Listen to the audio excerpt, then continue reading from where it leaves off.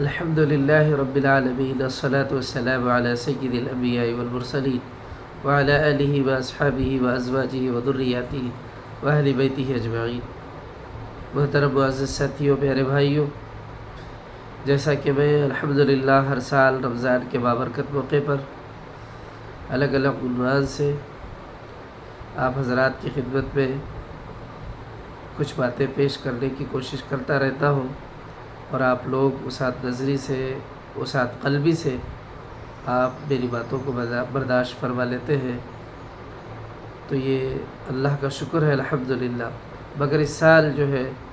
الگ الگ عنوان سے جو میں ہر دن رمضان کے بابرکت موقع پر آپ کے سامنے آیا کرتا تھا، مگر اس سال جو ہے کچھ مصروفیت کی وجہ سے، طبیعت کی ناسازی کی وجہ سے تاخیر ہو گئی۔ میرے معزز ساتھیوں، جو مصروفیت تھی وہ رمضان ریشن کی تھی۔ الحمدللہ تقریباً 12 سال سے بھی زائد عرصے سے ہم الحمدللہ رمضان ریشن تقسیم کر رہے ہیں غریب روزے داروں میں۔ یہ اللہ کا شکر ہے، یہ آپ لوگوں کا تعاون ہے، اللہ تبارک و تعالیٰ کا احسان ہے کہ اللہ نے ایسے بابرکت عبادت و بندگی کے لیے ہمیں قبول کیا۔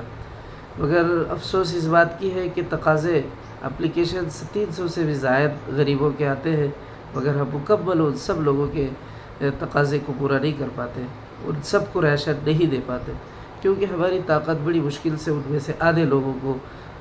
دینے کی طاقت رہتی ہے، اور وہ بھی بڑی مشکل سے۔ تو بہرحال میرے معزز ساتھیوں، آپ لوگ بھی اگر اللہ آپ کو موقع ملے تو اپنے اڑوس پڑوس میں کوئی غریب روزے دار رہ رہا ہے تو آپ بھی جو ہے کسی ایک گھر کو پورا مکمل رمضان کا پورا ریشن دے دیں، دکان لے جائے، ان کی ضروریات کو پوچھے، پھر ان کے بعد ان سے جو ہے بغیر کسی ایسا نہ ہو کہ ہمارے اس عمل سے وہ شرمندہ ہو جائے، پریشان ہو جائے، اسے شرمندگی کا احساس ہوئے بغیر اسے ایسے محسوس ہو کہ یہ میرا بھائی ہے اور مجھے دینا اور میری مدد کرنا یہ اپنا ذمہ سمجھتا ہے۔ کیونکہ بہت سے مرتبہ ایسا ہوتا ہے کہ ہم لوگ جو ہے کسی کا تعاون کرتے ہیں تو وہ شرمندہ ہو جاتے ہیں، پریشان ہو جاتے ہیں، ان کی شرمندگی کا احساس ان کے چہروں سے ظاہر ہو جاتا ہے۔ اسی لیے میں چاہتا ہوں کہ انہیں احساس بھی نہ ہونے دیں، انہیں بار بار یہ یاد نہ دلائیں کہ تو غریب اس لیے میں تجھے ریشن دلا رہا ہوں، میں رہنے سے تجھے ریشن کا انتظام، ایسی باتیں جو اس کے دل کو ٹھیس پہنچاتی ہوں یا اس کے دل کو دکھ پہنچاتی ہوں یا اس کو شرمندہ کرتی ہوں، ایسی باتوں سے پرہیز کریں۔ تو بہرحال میرے معزز ساتھیوں، رمضان ریشن جو الحمدللہ مدرسے کی جانب سے کئی سالوں سے دیا جا رہا ہے، دعا فرمائیے کہ جب تک ہم زندہ رہے اس مبارک عمل کو کرتے رہے۔ یہ بہت اچھا عمل ہے، کیونکہ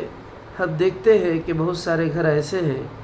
جن گھروں میں الحمدللہ رمضان کے بابرکت موقع پر سحری اور افطار میں کئی قسم کے کھانے، کئی قسم کے سالن اور کئی قسم کے میوے دسترخوان پر رکھے ہوئے رہتے ہیں، اس میں سے بڑی مشکل سے کچھ کھاتے ہیں اور کچھ جو ہے فریج کے حوالے کر دیتے ہیں۔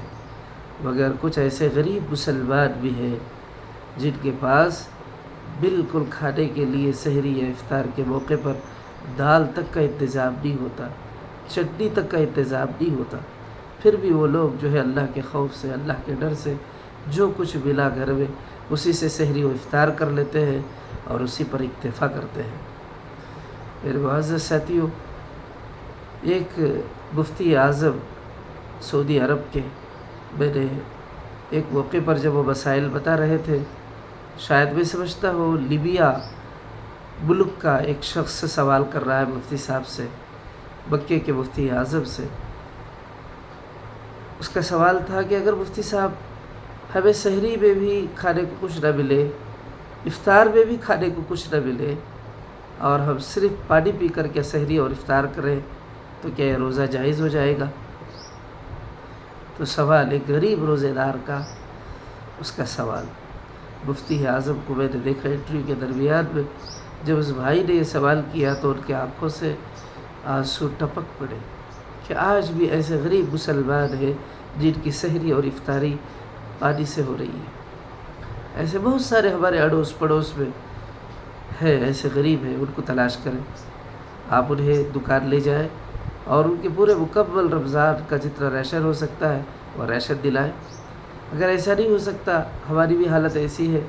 کہ ہمیں تھوڑا بہت جو ہے تنگی پہ گزر رہے ہیں، تو ایسی صورت میں آپ اپنی سحری اور افطاری کے موقع پر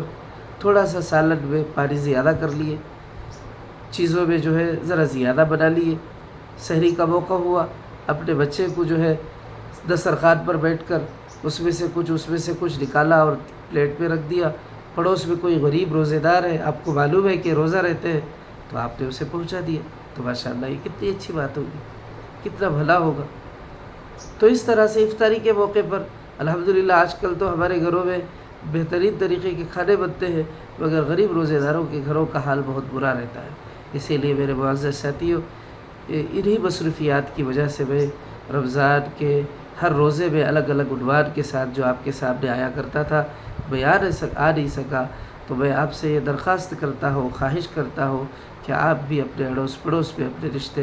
رشتے ناتوں میں، اپنے محلے میں، اپنے گاؤں میں ایسا کوئی بھی غریب روزے دار ہو تو اس کے سحری کا، اس کے افطار کا جیسے ممکن کوشش ہو ایسا انتظام کرنے کی کوشش کریں۔ اللہ ہمیں عمل کی توفیق عطا فرمائے، غریب روزے داروں کے لیے بہتر نظم کرنے، بہتر انتظام کرنے کی اللہ ہمیں توفیق عطا فرمائے۔ آمین وآخر دعوانا ان الحمد للہ رب العالمین۔